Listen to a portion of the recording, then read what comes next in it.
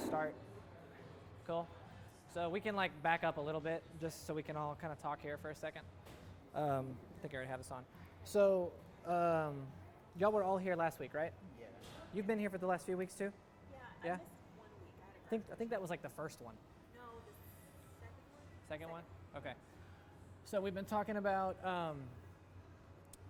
keeping the stack, rib cage, pelvis, like stability, like keeping a long spine as we go through that. So today what I want to focus on is keeping that same mindset as we do things like split squats and things like a hip hinge. So this is going to go hand in hand with like some of like the David Gray deadlift, like hip hinge stuff. Like we're going to talk about that. I'm really just going to kind of start there and go through it. So do y'all want to revisit anything from last week as far as starting stack, what we're going for, anything like that? Y'all remember all that stuff for the most part? Yeah? We're going to be doing like hinging movements. Yeah. I may need to go grab my shorts. Cool. So you might want to change then. Let me go grab Yeah, we're going to do like split squat, hinge, a good bit of it. So like I would prepare to get a little fatigue from this. I'm going to try to be nice to y'all. But I was fatigued last time too, so okay, cool. I'm stacking. So what I want to, well, first we're just going to kind of like get into it, and so y'all can like feel it. I'll probably pick on, I might pick on Bryson, just so you can see like initially like I'll probably use each one of y'all because it's just 3 of y'all today, and so we can get 3 different examples to like see and feel and like see what's going on, so you can see common faults across and know what you're looking at as you go through this. I feel like I think it's safe to say we all work with people who suck at hinging, like can't deadlift, like all they do is complain when they do it, or like it just doesn't look right. Maybe they don't complain, but it's just like, why are you doing that? Like that's not right. So we'll talk about like what we see, what it means, how to open it up. But when we do the hinge stuff, like there's 2 ways you can do a deadlift. 2 intents behind a deadlift in my mind. One is a deadlift, which is just strength overall. And then when we think a hinge, I want y'all to think of that as a way of expanding the glutes, a way of getting stretch in the posterior hip capsule. So I like to call it a glute hinge rather than a hip hinge, because I want the glute to be the mindset behind what we're going for. A lot of us don't think about how the glute stretches when we hip hinge. We think about, do you feel your hamstring stretch? You know, do you feel this work in this area? But we don't really talk about like glutes expanding and growing and lengthening. And we definitely usually don't talk about like where your ribs are when we do that very much. We may think like you're too rounded, straighten up, or you're too arched, loosen up, but that's about it. So we're going to talk about like those 2 things, and all the stack stuff we've talked about will carry over as we do that. And then the split squat is where a lot of people will lose a tremendous amount of like what I'm just going to call neutral ability with their body. So a lot of people when they split squat, they'll look good from the start, but they come down and you might notice immediately a dip forward. You see a lot of back arch. They come down to a certain point and all of a sudden they look good up here, but they're like really kicked forward. Some people like do this weird like lean back thing. So we'll just kind of talk about like what we're seeing, like how do we correct it from a basic standpoint. And that's really the 2 things I want to focus on more today, because we can get really nitty gritty on that, and I want to have good examples for each of the, like each hip hinge with each person, so y'all can all feel it. So who wants to be demo? Do you want to be my hip hinge demo? Cool. I work on that a lot. Okay. So it may be like, you may be like, oh, that sucks for working on it. So I cue it very differently than I first cued you guys on it. Okay. So I've changed that a lot. We'll start with 2-leg hinging. For right now, I want y'all to just like watch, take some notes, and we'll do this like with each person 1 at a time quickly, just so we can like, well, actually, I'll show with Bryson. We'll all do it together, and then we'll see like who doesn't feel it the most or thinks they got it, and then we'll pick each other apart as far as like what's right, what's wrong. So Bryson, let me have you stand up. Let's see. Back up a little bit. That's probably good there. Okay. Yeah, side that way. Okay. So we'll do both feet to start. So for right now, I'm just going to kind of go through it, guys, and then if y'all have questions, ask me as we go. So let's go hands on the hips. For right now, thinking about the stack we've talked about for the last few weeks, I want you to find what could be your own comfortable stack, whatever that is for you. And however much time you want to take on that, go for it. Yeah, you got it? So right off the bat, I want you to find weight in the center of your feet. And your knees should be a little soft to help you fully find the floor underneath you. So before we get too into this, if you can't keep weight relatively centered in your feet when you do this, you're probably going to cheat somewhere, somehow. So I try to teach people like middle foot to start. We can always cue differently from there. So from here, all I want you to do is start, man, just like start hinging, and let's just see what happens. And just tell me when you run out of room. Is that all you got? Yeah. Okay. So as he does this hinge, what do you guys see? Or do you think there's something we could cue to potentially get him more depth? I keep my hands here. Or... Yeah, keep them on your hips for now. Any ideas? What about it? Okay, that could be one. His knees? Yes. So a little knee bend. So that's probably the big thing is where your knees are right now. So go ahead and go down again. Go down to where you think you're out of room. So if y'all look at his knees, come up again, and then go back down again. Do his knees stay in place or do they go backwards? Do y'all see that?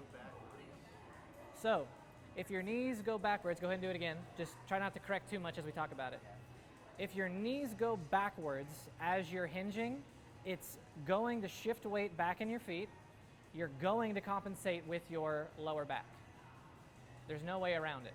Because if his knees are going backwards as he goes down, he's not going to be able to produce internal rotation. This is going to be like, I don't expect y'all to understand this right now, but I just want you to hear the concepts. If his knees go back and he can't find ground push and he can't find internal rotation in his legs, he's going to make up for it through his spine. That's what happens. If you see people when they do a lot of things, especially squatty, hingy, lower body stuff, and they're always extending through their back, 9 times out of 10, that means they do not know how to produce internal rotation properly. So you make up for that through your back. So now we'll get into kind of auto-correcting that. So when you're, go ahead and come down again. I'll fix you as you get down there. So from right here, all I want you to do is just soften your knees. Now from right there, I want you to find your best body weight in the middle of your feet, or the most centered feeling of body weight. And as you're doing that, I want you to think of the bones of your feet relaxing, like all the ankle joint relaxing. And just sitting there, if you allow weight to settle more in the middle of your feet, can you potentially let your hips sit back a little more? And does it let you feel as though you hinge just a little more? A little bit. Okay? I feel like my hamstrings are blocking me. Okay, and that's totally normal. So from here, if we let these track forward just a tiny bit, like the littlest bit. Now your weights, this is where it gets a little tricky. So your weight stays in the middle of your feet. Now from here, if we were to think about your tail very slightly lifting up behind you, and then think about your ribs getting longer. I want you to feel like you very lightly lift your back up into my hand right here, like you're going to round your back ever so slightly. So if we get that little bit of rounding here, and then we lightly flip your tail up, like anterior tilt. This is weird. So we're trying to restore like the natural curve of the spine. Right now he's more extension all the way through.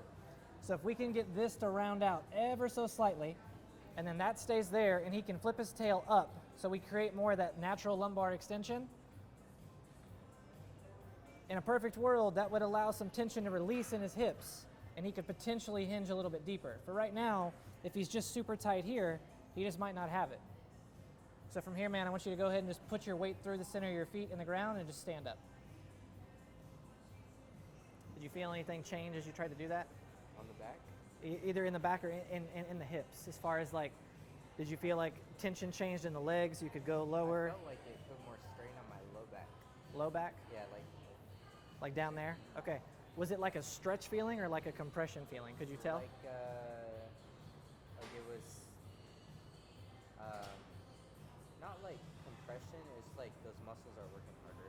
Okay. And kind of like overload a little Okay. It's like the tension is shifting from a good place and going to like that Okay. spot that I have trouble with. So let's go down again.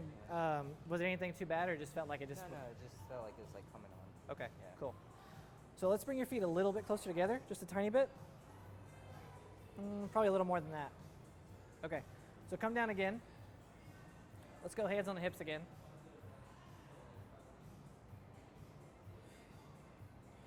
So something else, just because I want, like, I really, go ahead and come up for a second. I think it's good for people, like, as we start hinging, like, whenever you're looking at your people, you can always look at upper body and see big stuff there, but there's a lot of, like, what's going on is really going to be seen at the knees and the ankles and the feet. So as he goes down to hinge, go for it again. Some people are really stiff in their ankles. You can, like, almost see, like, that there's no, like, he's hinging here because that's where his mind is, but, like, there should be a little motion down here. There should be a little bit of something that shifts here, like little bits. We just don't want to see like a really rigid system as you're going through. So go ahead and come up again. So I want you to think about, as you go through maybe 3 more reps, just think about your ankles and knees being softer as you hinge.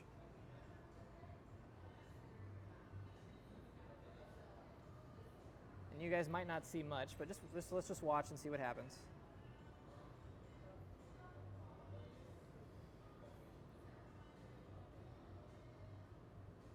Let's do one more. Okay. And come back up. So not much change, right? Yeah, did anybody see anything change really? Yeah, like the first one maybe, like just a little bit. I think it felt a little bit better to be like Yeah. looser. Yeah. So did any of y'all notice his heel slightly shifting around? A little bit? Yeah.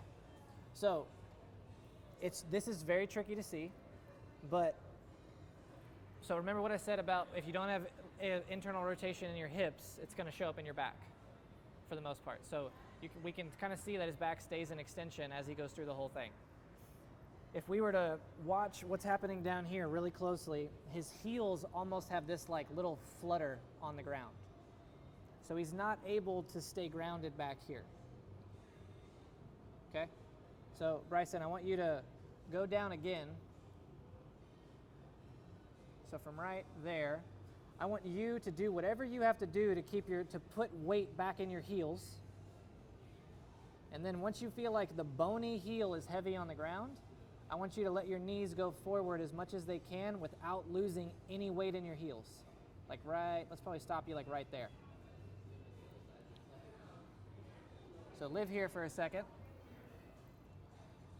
Now from right here, if I wanted you, let's try to stand, so stay heavy in your heels and let your hips come up a little bit. Keep coming up.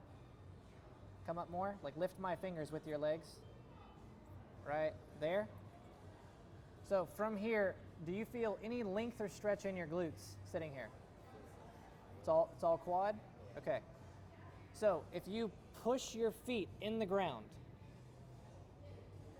do you feel anything shift into here? Not too much. But do you feel something changed a little bit? Or is it still mostly quad? I can't tell. I just feel my quads. It's all quads. Okay. So the way he's moving right now and what you guys see going on, this is somebody who can't control up here because he does not have enough space, most likely in his posterior capsule of his hip. So you just can't hinge. There's no room here to move. Go ahead and come up, man. So we're going to pick on somebody else now. Okay? So, Because I'm too messed up. no, that's actually, you're super common. Like, that's what I see, like, probably more often than anything. So, who wants to go next? Because we're going to pick on everybody. All right, Shay. I can tell y'all right now, she moves very different than him. So that David Gray like hinge thing to open up the back is a good exercise to do for that. It's good to do if you can get yourself there. If you can't get yourself there, we're going to do something else. Because for some people, like, it's possible your system may have so many roadblocks with the hip hinge that we need to do something else to blast open the glute and get it to open up. Maybe even get the ankle to free up or the foot to free up before we do that. So you might be somebody who needs like a heel mobilization to free up a midfoot directly and a glute stretch before you hinge, potentially. But we'll talk about that later. That's not what we're doing today. Okay, are you ready? All right, so go ahead and come down. Let's see how you hinge. Oh, shoes off. I like your shoes, but take them off. Thank you.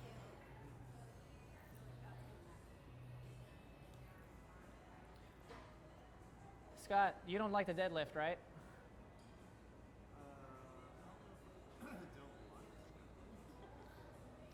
But it's not your choice.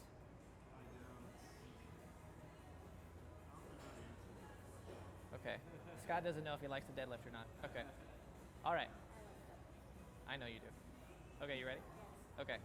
So for right now, whatever you think stacked might be. So I didn't tell you this, but now I'm going to tell her, like each one of y'all, I'm going to give slightly different cues so y'all can hear different things. So when you go to hinge over, and just in case you haven't heard this before, everything from the pelvis in your hands up to your neck is all going to maintain its position, and you are just quite literally going to like fold in half at the hip joint. Okay? Let the rest of your body just do what it's going to do, and we'll go from there. Just hinge. Okay? And then just come back up, and then we'll go again. Probably should have had you go last. Why is she the best? She's a very natural hinge. Okay, come down again.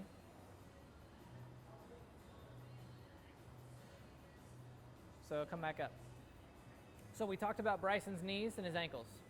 So with Shay, I'm not going to try to like overcorrect anything right now, but a good rule of thumb is her proximal body looks good. Like she's not shifting much up high. I don't see anything changing up there.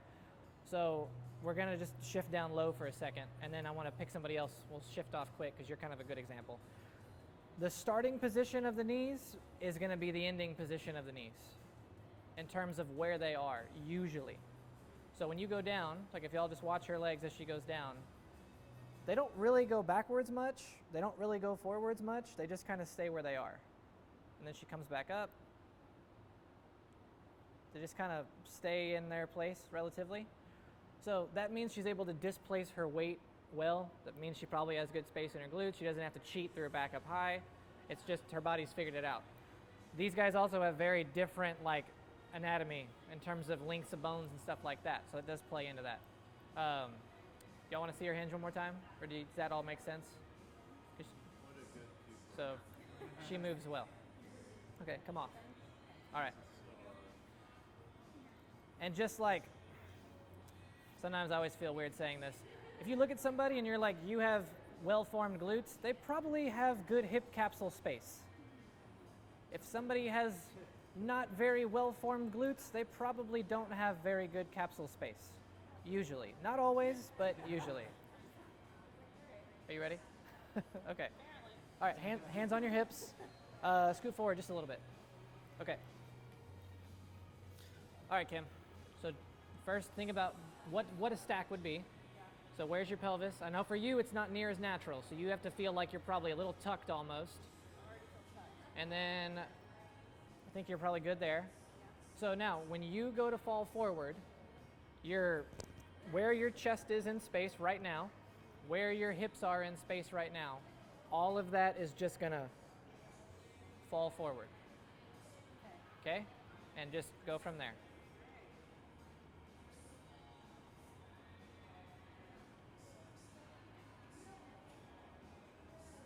Okay?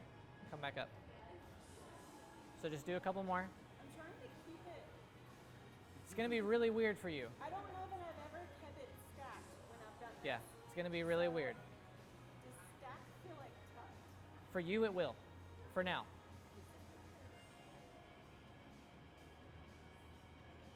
So how tight do your legs feel as you do that? Like how much? Is it? That's what I just tried to like figure out. I feel a little bit of glute stretch. Okay. I feel a little bit of hamstring stretch. Okay. And I can feel my feet on the floor. Okay. But it's more the outside of my foot. Okay. Come back up. So what do you guys see with their legs? Go ahead and come. Yeah, a lot of backward shift. Okay. Yours didn't go as much. So so far she's the winner on knee shift. But I also know you're fighting your hips a lot right now. Yeah. So if you were to let go of the hips right now, because some people just have more anterior tilt. It doesn't necessarily mean it's a problem. They just have more. So if you don't fight it as much and then just hinge, let's see what happens.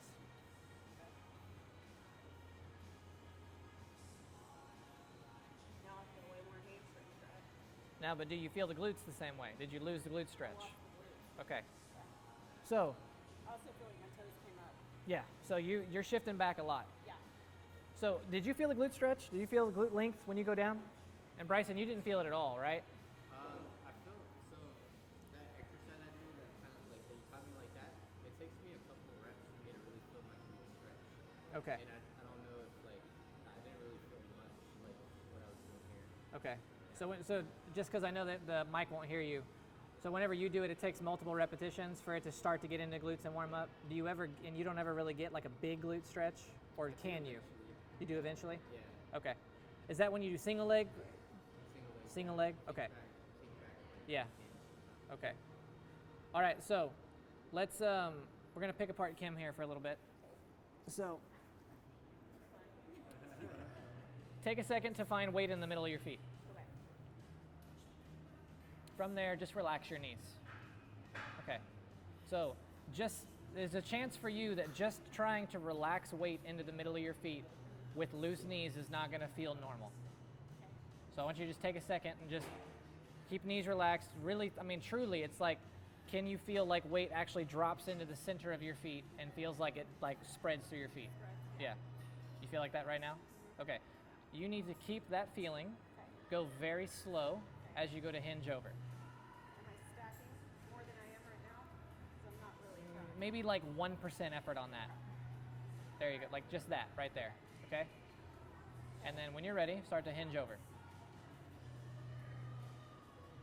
Okay, freeze, right there. So your knees went backwards right off the bat. So soften your knees. Let them come forward a little more.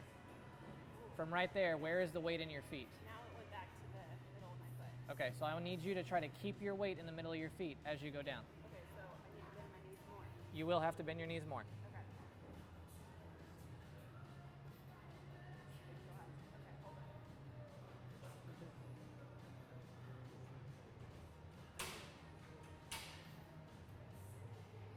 Okay. I feel like I have to bend them a ton to keep it there. It's gonna feel weird for you.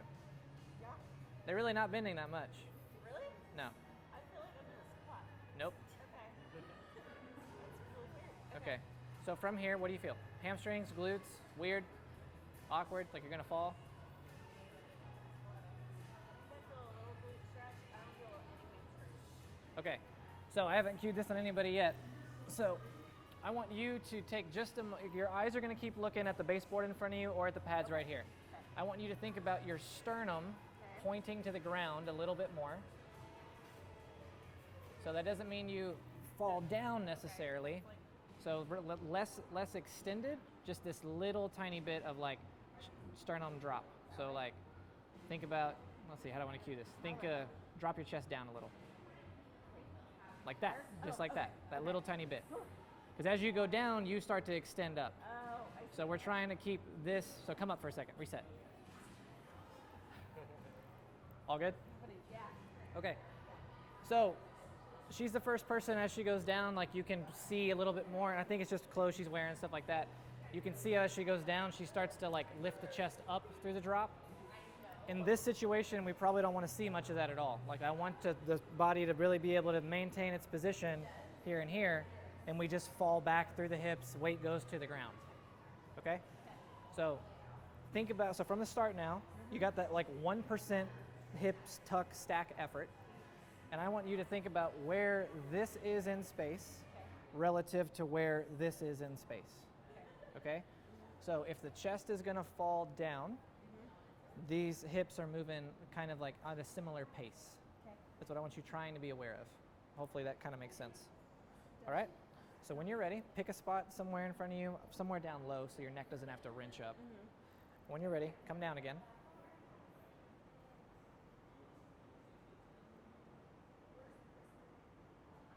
Let's stop right there. Okay. So, yep, refine your center of your feet. So do you feel anything in your glutes right now? Yeah. Okay. So far, this is the best, well, aside from Shay. So she's got a subtle, very subtle little curvature here. She's got a little bit of lumbar arch here. So from right here, this is where I would want someone to try to get to when I want to try to cue more depth in what we're going to do. So I need you to find weight in the middle of your feet if you lost it. Okay. Your knees are going to track forward just a little. This way? Yep. Okay. From here, I'm going to poke you in the butt, all right? Okay. So sit bones backwards, but do not let your knees go back. Okay. So if your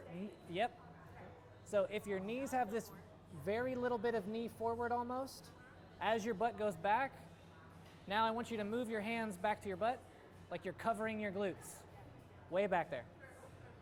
I need you to push your butt back into your hands and feel as though the glutes are growing in your hands.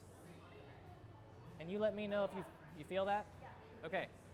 So at this point, we're turning this into a standing stretch, trying to get glutes to expand so she can get deeper. So if you inhale into your hands and exhale and push your feet in the ground, but don't stand up. Inhale into your hands, exhale, feet in the ground. On the next inhale, hold your breath. Can you potentially lower yourself down more now? So we're just looking to see, does that let her hinge a little bit deeper? Trying to open her up. Lot of glute? Yeah. Okay. Not too much hamstring? No. Okay. Same hamstring. So from here, you got two cues. Hands push your glutes forward, feet stomp the ground. Same time. Go for it as you stand up. Okay. But you felt like double glute stretch all the way around?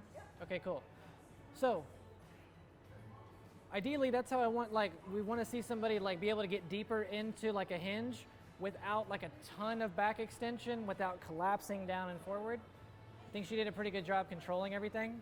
You didn't feel like your back got really tight on you? No, I was shaking Okay. a little bit, but it was all hamstring. None Okay. of it was like bad back. Did it turn into more glute towards the end of it? Yeah. Okay. Turned into a lot more glute. My right more than my left, but Okay. still they were like Okay. 90%, 80%. It wasn't Okay. Cool. too far off. All right. So not too difficult to keep your stack overall? No, because I mean we stopped trying to tuck as Yeah. much. If I had been tucking more, I don't think I could have done it. Okay. So with Kim, like the takeaway on that, like one is like some people don't need to have the stack cued as much. So if you're getting too caught up on stack mechanics and somebody can't get the desired position you're going for from like a hip hinge perspective, maybe just back off on cueing what you think the stack needs to look like. Because everybody's movement is different. Like Austin made the comment last week, if I remember right, like sometimes what looks like 10 degrees of lumbar extension is actually 30 degrees if we look at it with an x-ray. Like you can't really see everything the spine is really doing or the body's really doing. So if something's fighting you that you think should be right, like back off of what you're cueing. Let's see if we can let things like auto adjust to a certain extent. Of course, you got to make your own, clinical decision there, your own decision. If she did that and all she felt was like my lower back is on fire, something's off. Like we got to change something. If she looked like her chest was touching the floor and she was all hunchback, but she had a glute stretch, we probably would want to change that to some degree. So I'm going to leave that there. Any questions on that? Scott, you're next. Let's all look at your booty.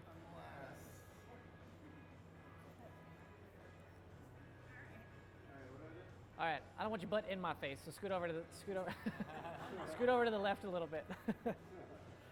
Okay. All right, so let's go ahead and go hands on the hips to start. So find whatever you would call is like a neutral stacked spine position. I'll let you just find your own here. And let's just go right into finding a hip hinge.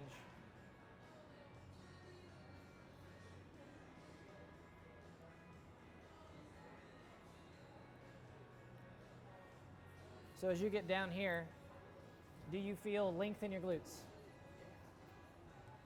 A little bit. Where do you feel like your weight is in your feet? On my toes over here, on the outer back of the left. Okay. Just take a second to try to find weight a little bit more like somewhere in this area underneath each foot. You may need to like wiggle them in and out a little bit and just try to figure out like where that might be. So now once you get that, let's see, where's your back at? Where's your, okay. So from here, just simply try to push your butt back more without your knees going with it. So did that create more glute stretch, or did that just go straight into your lower back? Hamstring. Hamstring. Anything in your butt? I still feel a little stretch in my butt, yeah. But more hamstring? Yeah, I usually feel it right through here. Okay. So go ahead and move your hands to your butt, cover your glutes. Awesome. So from here, this is, and I haven't cued this way yet, so I think Scott's gonna probably be able to do this just because the way he's kind of built. So the back of your heel has a little weight. So that's almost pushing down. The knees have this tiny, tiny bit of pushing forward, and then the glutes are gonna push back. So I kind of want you mentally going through a checkpoint of, can this go farther back if you're heavy on the heel a little and the knee is forward at the same time? Kind of like trying to make weight like transfer through the body and differently. And all I'm curious of is, does that give you more sensation in your glutes? More glute stretch? I feel them doing things. Okay, cool. I'll take that as a yes. Is my back still straight? Yeah, it doesn't look bad. You're already a pretty straight back person, but that doesn't look too terrible. Is your back acting like it's working a lot? Everything's working. Okay. So all I want you to do from here, so don't move yet, Scott. Push your feet in the ground, middle foot, maybe like a tad bit more on the inside edge of each foot, just a tad, just so you feel the glutes have to contract. Do you feel that? I'm squeezing them. Are you squeezing them because you're pushing, or are you squeezing them because you're squeezing them? That's a good question. Everything's burning now. Okay, come up. That was only like a 5-minute hinge. Yeah. I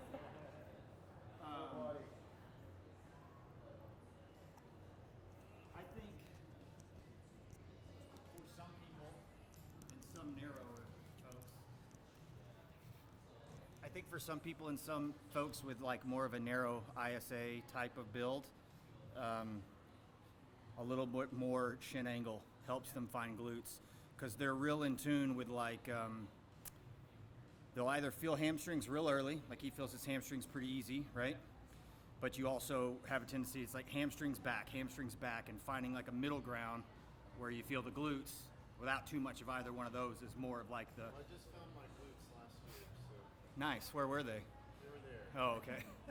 But yeah, so I would try all that same stuff again with just a little bit, maybe like 5 or 10 degrees more shin angle forward, tiny bit more knee bend. But the concept of like the floor pressure, like push the floor with your foot, should help people feel glutes. But if you tell them you want them to feel glutes, they might do this and like clench their glutes instead, which is something different, right? So.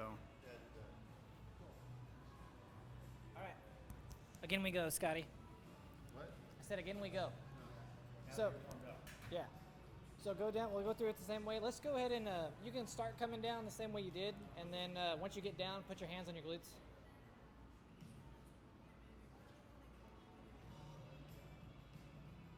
You notice how he rolls out on his feet? Yeah. Yeah. Well, when you were like, what do you feel? I just lifted his foot and I was like, looks like outside of your heel. Yeah. Okay, so find a little bit more knee forward.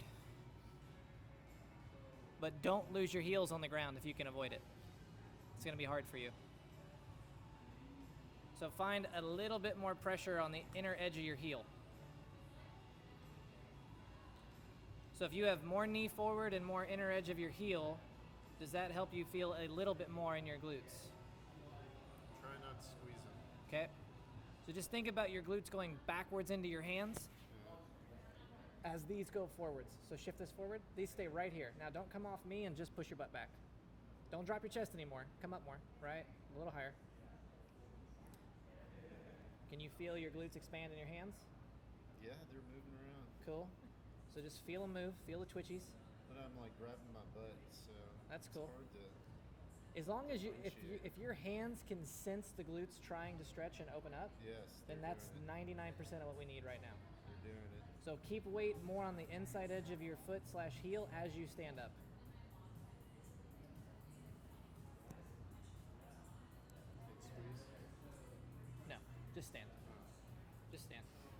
So I don't know about Austin, but I try at this point. I try to never cue glutes to consciously contract, and really anything unless I'm just not getting a response at all. What I try to cue is ground pressure or force into the ground. And typically, if I can get you to feel pressure in the ground, an actual push into the ground, your glutes should do something.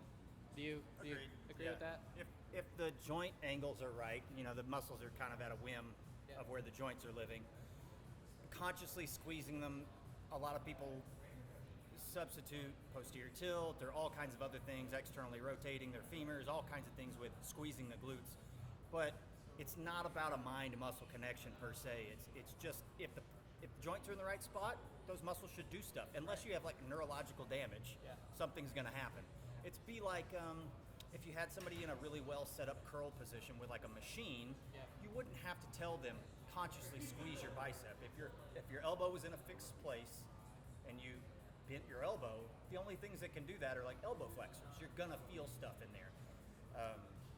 That would be ideal, right? So they don't have to think squeeze them to move them through space. Just like you don't think squeeze your glutes to walk, but they do stuff when you walk, It should be more natural like that, ideally. But I definitely see a lot of his foot Yeah. doesn't. You want to sploot your foot, splat. Sorry, what'd you say? Sploot splat. Like when a dog like lays out on its belly and gets as wide as possible. never heard that word You before. want your arch to just soften and melt into the floor more. If you want your glutes to do their thing the best. We want your foot to look like Austin's foot. Yeah. That's probably my hamstrings. When they get tight, I probably shift down. So it looks like your left leg bows out much more than your right as you're going down. So usually like when I see that, probably chances are there's not enough space in either the left ankle or the left hip to allow the rotation to happen. So it's orienting into external rotation to try to make up for it somewhere else. So you're just cheating it. Like your left foot definitely looks like it's rolling over more as you go down. My pelvis does this. Yeah. So your pelvis is externally rotating to get away from the internal rotation it doesn't have on that side. It's probably, that's what it looks like from here. It kind of is like let's try it again real quick, just because now that I want to see if I can cue you on more of this left leg to see if it cleans up a couple things.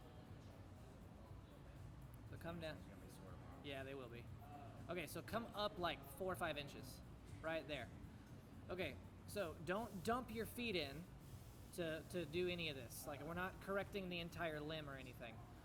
From here, all I want you to go ahead and put hands on the back of your hips. So I want you to think about first, just get a little longer from the top of your head to your tail, as if you're trying to lengthen your spine. Gentle, like just enough to feel something. From there, just bring awareness into the inside edge of each foot. Just a little.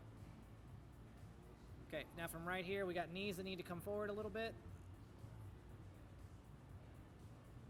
Now from right there, I want you to try to relax the left foot more to feel more of the left heel resting on the ground. And let me know if that makes any sense at all. Yeah, my butt's doing stuff. On the left side? Beautiful. Okay, now from here, think of this. This is going to sound weird. Both heels relaxed on the ground and staying, everything is right where it is as you attempt to just lightly, gently, and consistently push your glutes farther back into your hands. And all I want you feeling for is, do you feel like good, uniform, stretchy type things happening in your hands with your glutes? Yes. Perfect. So now your left leg's not throwing itself out. Go ahead and start pushing into the ground with a full foot. Don't stand up, just find pressure down. Do you feel the glutes contract or tighten? It's full body now. Okay, all right, stand up. Okay, Whoa, cool. that was good. That was better, though. Remember that? No. Yeah. That was good. Bill Hartman might also just say like He's an arrow. he's never gonna have a classic Yeah. pure hinge, Yeah. right? Yeah. And you immediately like go to like most people's in range hip flexion, Yeah. to find your hinge. So you might just not need as much of that to feel Yeah. some of those things. But you make anybody do it 3 times in a row like that, things For are gonna sure. fire up. My big thing with this is like, no matter what you're built like, what you look like, I want you to be able to sense your glutes expanding when you hinge down, and then I want you to be able to sense and feel them contract when you stand up. Because of the hinge down and because of the stand up, not because you're consciously contracting, not because of anything funky or weird. Cool? Yeah. Okay, so Shay, I'm gonna use you for a single leg. All right. So one of the things you're taught in bodybuilding is the contraction. Okay. You gotta talk to me officially. Let me talk dirty to you.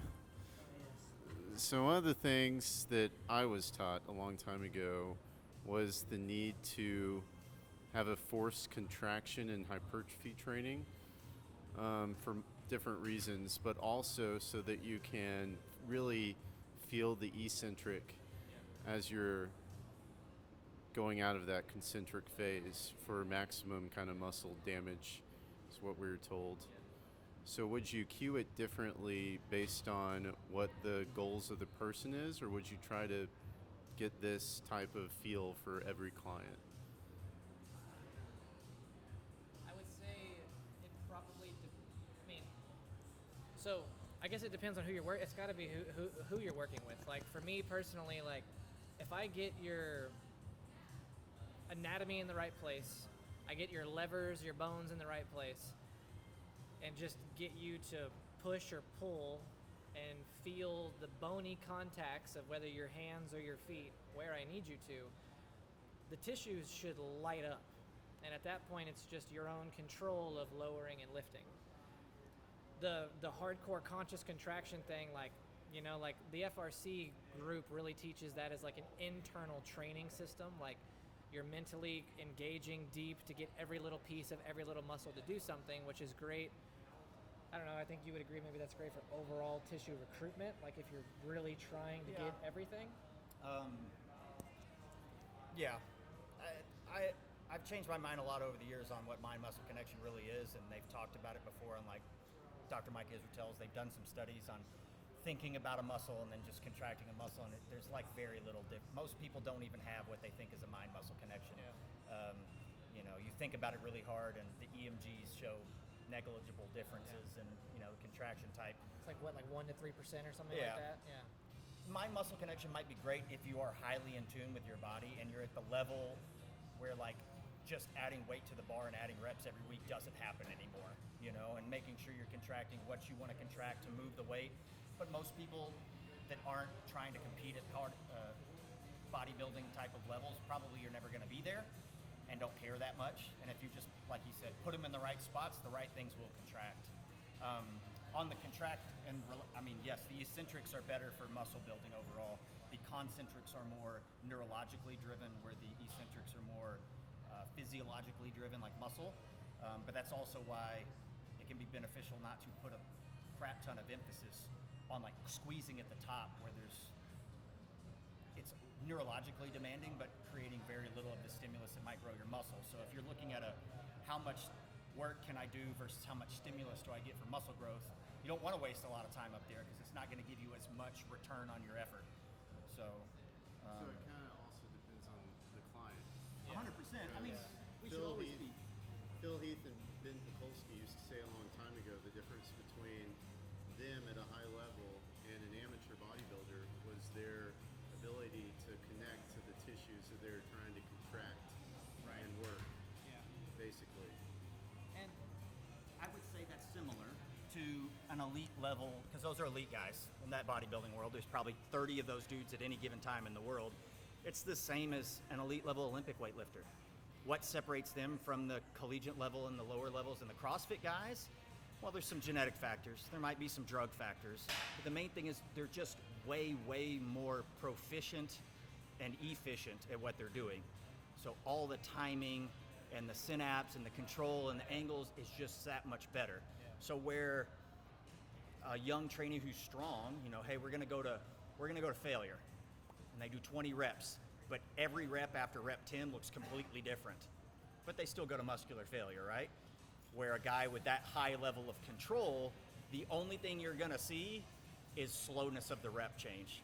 Rep 10, it starts getting slower, but if you play it in forward and reverse, all you can see is speed difference because they're neurologically so skilled that you see very little breakdown. I think that's what they're talking about when they're contracting the tissue they want. They can go to failure with a barbell curl without turning it into something like this. But I think my curiosity from the question is, okay, we're doing this. Okay, so I think my curiosity from the question is, we're doing this hip hinge, and it's very specific so that you can connect to a certain pathway that your body's moving and feel certain things. Is that more for the client that's coming in that's just trying to move better, or somebody who's in pain or disconnected from their tissue? Or is that something that would be beneficial for the bodybuilder or the athlete or anyone in general? Because I think one of the things that will come up for everyone that's maybe in the group is, why do I use this and who do I use it on? Do I use it on everyone, or, stuff like that? So what we just did and what we just talked about, I do with every single client. My NFL wide receiver, my collegiate athletes, my super high level pain people, my neurological mess people. To me, like what was just cued and what was just happened, like that's just overall movement organization. Like that's like basic movement patterning. Like that should be, like there's an efficiency there that should be able to happen. Like bones should be able to achieve certain positions, muscles should be able to lengthen certain ways, like from a basic mechanical standpoint. Like that's how I look at that. So I mean that's really for everybody.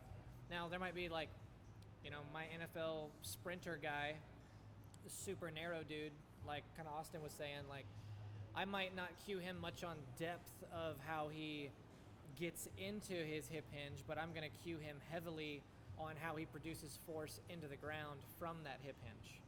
Because some of these guys, like they can get the range of motion, they can get it, but they actually don't like produce force very well. And if we want force production, again, whether that's rehab or athletic or gen pop, if the bones and the muscles are in the right place, you're going to be able to produce the force and get the effect that you want.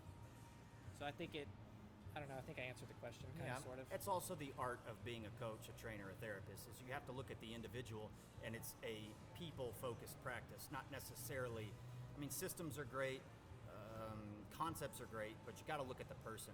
We all have clients that we know, like, dude's been stuck this way since 1950, I'm not going to reverse it. Right. How much is the juice worth the squeeze? How much energy do I devote to this? Some people can get a lot out of this. Some people might not have the mental bandwidth and they just want to be pushed, and so you give them this as a warm-up and then you just move on. Right. But an alternative question would be, if Shay's thinking through her clients, if I'm thinking through my clients, what is this going to help them with the most that they're dealing with? Maybe you said that in the beginning and I missed it or whatever, but if they're dealing with low back pain, or if they're dealing with rib cage issues that we've been going over with the stacking, like this would be good for this person. So typically anybody with low back issues in any way, shape, or form, typically people with knee issues, people with sticky hips, even people with stiff ankles, like this skill translates across the board. Anybody with an issue low back and down to the foot will probably benefit from learning these positions and sensing where they're at in space, help them manage it. Even if it's not how they're hinging that's hurting their back, but like being able to do that more proficiently is probably going to help things. Yeah. And that's where we could get like relative motion should be able to happen through the body. Like all these little joints should be able to coordinate together to produce a basic motion, to not limit or to not dump excessive stress in one place or another. So if we can teach this well, everything learns to share load well. So it just helps across the board. But again, it's just, again, who are you coaching? Like, who's it worth it with?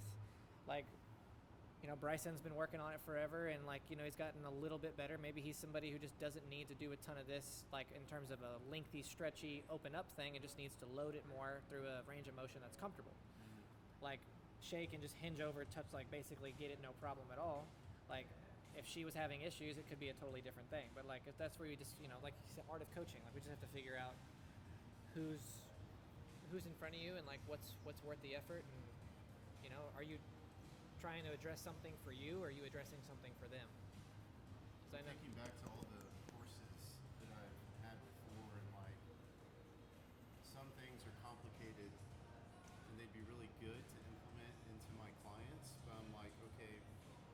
exactly what I use this with and why. Yeah. I think if we were in a big group of people and you were teaching this in a class, be like, why am I going to use this and who am I going to use it with? And then I'll really pay attention. So Or what I try to learn the concept in my head. so like this specifically, like when I think like if there's two populations where I would think like this is what I'm gonna go to quickly, like for me personally and the people I see, like if I've got people with knee and ankle issues and like a kind of sort of back, really like knee and ankle, like I'm immediately gonna like I'm gonna start them with this early because I need them to learn how to like load through their lower extremity properly. From there, like once I get somebody with a back problem to the point if their back is like decently strong, their core is decently strong, then I'm gonna get them into this so that way they can start again loading through everything appropriately. Teach them like, hey, you can use your hips to get yourself up and down and not just your back. Yeah. Like Number one person probably would be afraid to pick something up off the floor person. yeah. I was told by my chiropractor to not lift with my back. Yeah. Well, so that looks like squatting for your whole life or something like that. The person that's afraid to pick something up off the ground will benefit hugely from this concept of learning to manage your center of mass over your foot, where it is in your foot, how to lengthen the tissues on the backside of your body and not bend through your spine or something extras like that. So most people get a lot out of that. Because I liked when you said for the last video, for the rib cage stacking and trying to reposition where they are centrally, that you would do that with every client. Yeah. So it's like, okay, if we're creating like a system for greater than, what are we going to teach the person coming in from square one? Yeah. Like, this is super important, Yeah. and you should do this with everyone, Yeah. versus this is kind of specialty. This is for this person coming in. So I think this goes into the category of like kind of what he just said was like being able to manage your center of mass when you move. So like you should be able to do it a certain way with a squat. You should be able to do it a certain way with a hinge. Those are like two super big ones. Is there another one that comes? It's a conceptual thing. I think stacking is like the Big Bang as far as movement is concerned. And you don't have to believe in that either. But it's like the center where everything expands from. Yeah. If you can get that Big Bang thing down, then you can make sense of everything outside of that eventually. Yeah. But if those things don't really perfectly align, then you're looking, there's always going to be a little skew to what you're looking at as far as like movements concerned. Doesn't mean that being outside of that stack is the devil or it doesn't work. Like sometimes you have to be to make certain tasks work their best. But that gives everybody a ground zero. It's like looking at Grey's Anatomy. What's the anatomical picture look like? That's how we make all our references for anatomical motion, right? All our planes of motion are based off the image of that naked man with his legs slightly externally rotated and his palms forward out like this. That's how we determine like horizontal abduction, adduction, all those different things. So the stack gives us more of a three-dimensional view of that to look at as our ground zero. And I think that is probably a concept that needs to be universally understood to make more sense of all these things as we go forward. This was a concept that, in my mind, fits into the idea of controlling center of mass, because that's really what a hinge is. I've been lately calling it a lot balancing the equation. And your foot would be the equal sign in a mathematical equation, and you need to move yourself in space. And so if all I do is tip over from an equal sign and all the mass goes this way, well, it's going to uneven that equation. Things are going to happen. You're either going to dig in your toes, you're going to fall forward, or you're going to feel your lower back, right? So how can I even the equation? How much shin forward to butt back to torso down to make equal mass on each side of the equal sign to where it feels balanced? And so that's, for me, that's the concept of controlling center mass that works in my brain. Okay, I have one last question. I'm sorry, I have to ask it. It's cool. It's not really a question. It's more of a feedback thing. Okay. I think that also from the few times that we've done this so far, I think if we're learning a concept like the hip hinge or we're doing the stacking, if you had like a number, like these are the three things that you need to look for or you need to feel or do. This is number one, this is number two, this is number three. Like on the hip hinge, it was like spinal alignment, it was are the knees shifting back and forth, and it was the glutes expanding and maybe what are the feet doing, and then like going in on those points. But that's much easier for my brain to comprehend and learn if it's like, okay, look at these number of things. Humans love numbers. That's why we like lists. So I feel like that'd be super beneficial too, because you go in depth on some of these things, and I'm like, I forgot everything you just said, but I know some of those things were important. Like I'll always remember the knees going back thing. I don't know if I remember most of the other things, except my butt going into my hands. Okay. Cool. Just a feedback. No, I like that. That's good. Because I know I like to ramble. Cool. Yeah, I overcue sometimes too, and then I just have to reel myself back and say, and I'll ask the person, what's one thing you think you can improve on this set if you only focus on that? And I'm like, okay, that's what we're going to fix this set. And then they focus on that one thing. And then if they start to get it on their own, then you can add another layer. Mm-hmm. But my brain works okay with just like, describe the movement like I'm blind and I've never seen somebody do it before. Just, okay, I'm going to try it now. Not everyone's brain takes stuff like that, so. Yeah, much more kinesthetic. Yeah, I mean, I like to try it too, but when I explain it in my head, that's what I'm like explaining it to an alien who's never seen it before. I put way too much into it. I definitely think I know when I talk to you guys, I kind of go into the weeds, like quickly. When I cue my clients, I probably give them one thing to start. Like I'll just show them, do this, and then I'm like, okay, now move your knees forward. Okay, now hold that. Now find your feet. Okay, now come up. All right, do that a couple times, and that's usually how I do it that way. So, That might be good to show in the beginning, okay, and then you can kind of break it down. yeah, okay, cool. We didn't even touch the split squat today. That's kind of funny. It's okay. That's Split all- squat's that like was a great. thing all on its own. Cool. Good job, Shay.